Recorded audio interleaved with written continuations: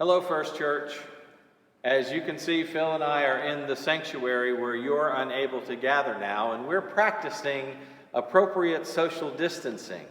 And so we want you to be doing the same thing in your lives where you may find yourselves. We're unable to gather as a congregation in our sanctuary, and this came very poignantly to me yesterday when I was teaching an online confirmation class.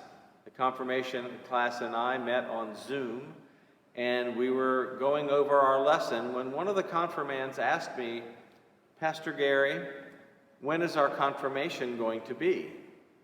You see, the plan was that we would have Confirmation Sunday on the 19th of April. Well, now that we have been banned from gathering by a governor's order, I told the confirmands that our confirmation class would be confirmed in the sanctuary on the first Sunday that we can gather as a church. And so this idea behind being an incarnational people, meaning being bodily with one another, is essential to the way that we worship. So Confirmation Sunday will be the first Sunday that we can gather back together. We will also refrain from practicing the sacraments until we can be together.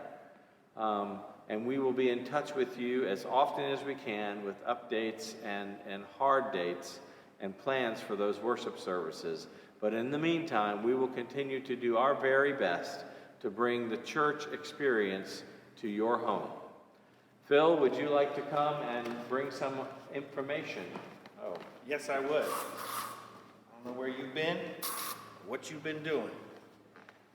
Oh my goodness, that was a good one. Fresh can. So I guess what Gary's saying is prepare when we can gather back together. Prepare on being in church for a while. We're going to have communion. We're going to have baptisms, confirmations, anybody who wants to join the church. We're going to have church when we come back together. And when we gather together, you will again get to hear me stand up and talk about our prayer cards.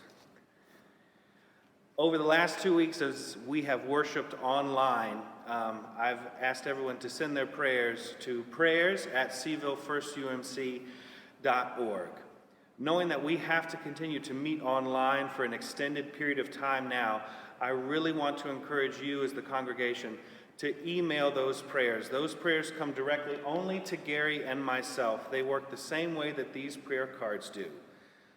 But we've gone from a week when we gather together to reading through 20 or 30 of these cards to now, in the last 2 weeks, only receiving 2 prayers sent to that email address. On Sunday mornings, you get to see Gary and myself and other musicians leading worship, but we don't get to see you. And so we don't know what's going on in your lives or where pastoral care might be needed. I really want to encourage you to make use of these cards as well. And Gary has some more information about other stuff that you guys can be doing to stay connected to the church and to one another at home. Well, I'm going to put on gloves because I'm going to touch the altar here and don't want to have to be infected by Phil. That's true. This week in the mail, you received a letter from the church talking about church financing and things you can do at home to be a part and to help the church out in this time. On the back of this card, there would be names and phone numbers of persons who may find themselves in an isolated position.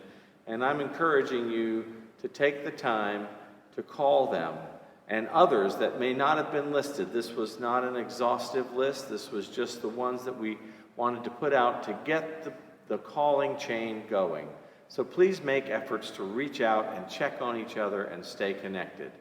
Also, I will tell you that the online giving has not been the same as our Sunday morning giving, and I hope that you will make an effort. I know it's going to be a trial and a sacrifice for everyone to keep the church in the resources that we need to continue to do the ministry here.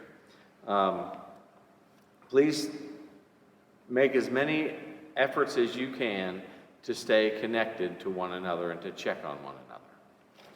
And that happens best through online, social media.